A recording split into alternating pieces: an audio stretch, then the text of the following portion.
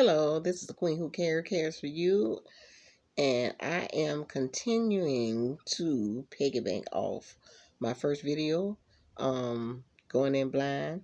That was part one, so this is going in blind part two, and I just want to continue to elaborate on my experience in New Mexico, and like I said, you know, when you when you marry somebody or you have a girlfriend and she do not want you, or it could be he as well, because men, they do it more than women. But anyway, if that person do not want you to socialize with your family, that is definitely a red flag. That is a red flag. And if it's all out those, it's blowing right in your face. What more do you need to see? Because that's letting you know right there that that person is not for you. If you can be around their family all the time and be chummy, but when it comes to your family, they getting to know your family, mingling with your family, it's a problem. That's a problem right there. And that is a narc behavior. Narcissistic.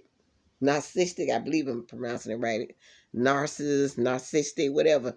That's a narc right there. Because one thing about those people, they want you just to be to yourself, because they want to get rid of your support system. They don't want your support system around them. They want to be able to control you and do what they want to do to you, because if your family there, they just in the way. They are in the way, and they know that they can't behave the way they really want to behave with you because your family is around, and your family will tell you the right thing to do concerning that person. So you are a big threat to them, and they want you just clean out the picture. So that was her case. That's what she is. She's narcissistic. She's controlling, and she just do not want my son to be around his family, because my son stated to me, because she said, because you would mingle with my family, don't mean I have to mingle with you. Now, how that it don't take a brain surgeon to know that's the wrong person for you. You needed, and he had needed to handle this like a man. Say, Grandma, you know what? I'm gonna send you back home early. Or could you, if you ain't much had money, well, Grandma, could you go back home earlier? Don't even much waste time staying here, because I don't want this woman to mistreat you, because I don't want to have to go upside her head. And you know what? I'm going to send you back early, and I'm going to handle her instead of just going along with the flow. But I tell you, I'm very disappointed in my grandson, because the things that he did too. Because my grandson, I always tried to be there for him, supported him. When every time he came around, we spent some little quality time, and I would, give him money if I have to, or either, take him out to get something to eat or whatever, stuff like that. But he did share with me that, he kind of, a lot of things he went through in life, he was, uncomfortable with. But hey, I didn't even know none of that was going on, because if I know a lot of that stuff was going on, I would have probably, most likely, not probably, but I know I would have took it myself. But nobody didn't open their mouth. They didn't come to me. They didn't sit me down. They didn't say nothing. So whatever went on, it wasn't my fault, because I cannot try to help somebody that doesn't tell me what's going on. You got to tell me. I'm not a brain surgeon. I'm not a psychic. I cannot read nobody's mind. You have to come to me and say, okay, Miss Tanya, blase, blase, this going on, that going on. He cannot fault me for anything, because all he was going through, I didn't have a clue it was going on. So in my mind, the way he treated me, I feel like that he is really, he really doesn't care for me. I really do. I really feel that he doesn't care, because the way he treated me, it was all about what everywhere I went, it was like, money, and I tested him on a lot of occasions. I put him through the test, to see if he was going to really take the money. Oh, you want something to eat? You want something to eat? Not one time he did say, well, Grandma, no, keep your money. I'm good. It was like, hey, I don't know if he think I got money, whatever. I'm not, I'm just like everybody else, working to save and working to pay my bills and try to save a little and do this and do that and whatever. Hey, I'm striving towards, wealth, but I haven't arrived yet. But but it's coming. It's just not accessible to me now, but it's coming. But he's 20 years old. He's in the military, and you should be doing for your grandma, not your grandma always doing for you. Not looking for your grandma to pay this and do that and do that and do this. And I just was disappointed with that because I feel like you brought me there just to use me for whatever reason, for y'all selfish, purpose reasons, you know. And like I say, I felt like I was in jail, not in, because at least they get 3 meals a day. I couldn't. They weren't even asking me, "Oh, grandma, would you like to go out and use the car or drive somewhere, get something?" I was just confined to the room every day. I had to go out and sit out in nature. Y'all see my videos where I sit out in nature. But I mean, but you know what? Through affirmations and admirations and just chanting and stuff to myself and listening to my stuff on YouTube, it got me through it. I thank the universe for getting me through it. It was a ordeal. And I tell you, I'm just glad to be back in Atlanta, Georgia here, where I can just tell my story. I don't know. Hope somebody might be going through the same thing or been through the same thing, and somebody going through it. Please share my video, because I tell you, I had to encourage myself. It wasn't nobody there to encourage me. All what I was going through, I was sharing with my daughter and my sister and my nephew here back in Atlanta, Georgia. And I tell you, they was telling me, "Ooh, just leave, just leave." They say I should have made a U-turn, but no, I didn't. I came so far and I paid money, so I just say, let me just stick it out. But I know one thing: after my grandson told me that she was ready for me to leave, and the way she acted, I already know that I had to get on down the road. 2 weeks was enough of that crap. I didn't come there and I didn't sign up for none of that. And I came there to help out with the baby. I thought their schedules was just, they was working all the time and all this kind of stuff, but come to find out they wasn't doing all that. No. Because she worked it she just was in training Monday, Tuesday, Wednesday. She off Thursday, Friday, Saturday, Sunday. My grandson, he is off Sunday, Monday, and Tuesday. He worked Wednesday, Thursday, Friday, Saturday. So, I mean, it looked like they'd be off more than on to me. So, you know what? They just had me. It was just a waste of money. But you know what? I ain't going to even say a waste of money, because guess what? I did get to spend time with my great granddaughter, which was it was a pleasure to do so. She is so adorable, so cute, and I just enjoy holding her, kissing her, and just spending time, and it was well worth it, I have to say. But at the same time, I did went through a lot of hell when I was there. And I tell you, it was a lot. She texted him and told him, "Oh, go, you chose your grandmother over me. Go with your grandmother," and all this kind of foolishness. What woman in their right mind? Oh, but I forgot this. What woman in their right mind would say something like that? I'm a 60-year-old, his grandmother. What woman in their right mind? Well, I tell you what woman. A damn dumb bunny. Or somebody mental, because that's just somebody mental. They ain't dealing with a fool that the light is on, but nobody's home. The elevator is not up to the top. Truly a clown with 5 crowns. Because I don't care if I was dating a guy and his grandma or mama looked like Beyonce. I would be glad I said, "Oh my God, you got a gorgeous mom. Oh, what can I do? I mean, let me hang with her and see what she's doing, and maybe I can just I wouldn't be jealous. Oh, go with your grandma. What is that all about? Please comment in this.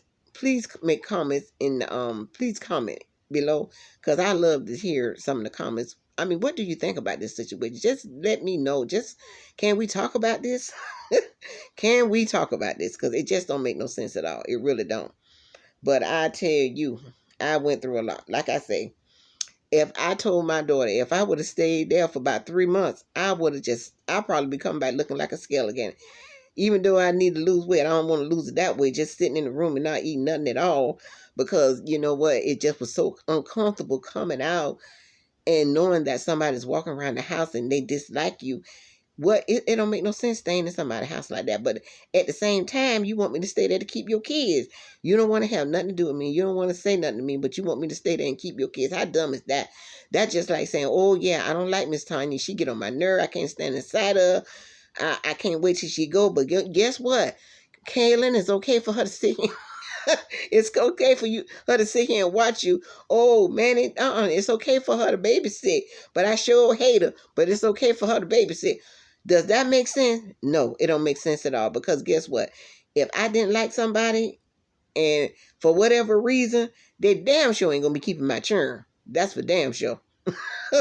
So what she was doing is just strictly retarded. I tell you, you know what? I'm gonna say to you, grandson, I hope you look at my video, and I hope you watch this video and think about some things, because I am very disappointed with you. Your mother will be very disappointed with you, because one thing about Sabrina Jones, she ain't play. When it came to her family, she was a ride or die with her family. I'm telling you, she was a ride or die. When anybody crossed her family, I know for a fact, I'll never forget when I came to Dillard. No, we left Fort Lauderdale. No. We left Augusta, Georgia, because we were staying in Augusta, Georgia. And I was working at Dillard's department store. And then I transferred to the Dillard department store in Atlanta, Georgia. And I started working on the dock in Atlanta, Georgia. So it was this lady named Miss Audrey, used to work on the job. She go for bad and like to talk trash and all this kind of stuff. And my daughter, and she came out there, I think she had my car, and she came out there, and I used to tell how that lady going. I said, well, I know one thing. She say something to me, I'm just going to put her in her place. And my daughter say, she stood on that dock and said, she told them other workers, she said, I don't care how this lady is, but I tell you what, she better not she better not say nothing to my mama. She said, she better not say nothing to my mama. And at the same time, and then she said, and when her brothers, she loved her brother Carl. She loved her brother Carl. Anybody looked like they were gonna say anything to him. I remember they was going out one night. It was Carl. It was my son Carl. We was in my daughter. We was in Atlanta, and we was in my daughter's apartment. And I think I was keeping man at the time. He was a little baby. I was babysitting him. They was going out. It was Sabrina. It was Carson, my son, and their cousin Chris.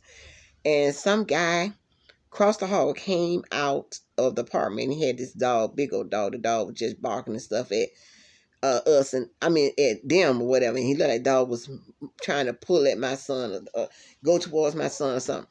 And I heard my daughter down saying, "Man, I tell you what, if that dog bite my brother, I would stab you." So I don't have to say. Now, it's a darn shame your mom got more balls than you. Because, you have to be loyal to your family. You have to be loyal to your family. You have to respect your family. And the grandmother is the elder of the family. And she know, and I done been around long enough to know right or wrong and who for you. If you would have brought this young lady to me before you got married, you know it would have been a no.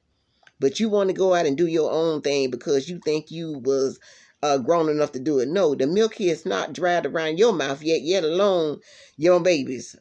So you need to, the best thing you can do is get yourself out of that situation. I'm saying it to you. Get yourself out from that lady. That lady's not for you. And if you continue to, you can try to make her happy all you want to, grandson, but it's not gonna work. She's never gonna be happy because she's miserable. She don't want to be there in Mexico. She is just being with you because until something else better come along.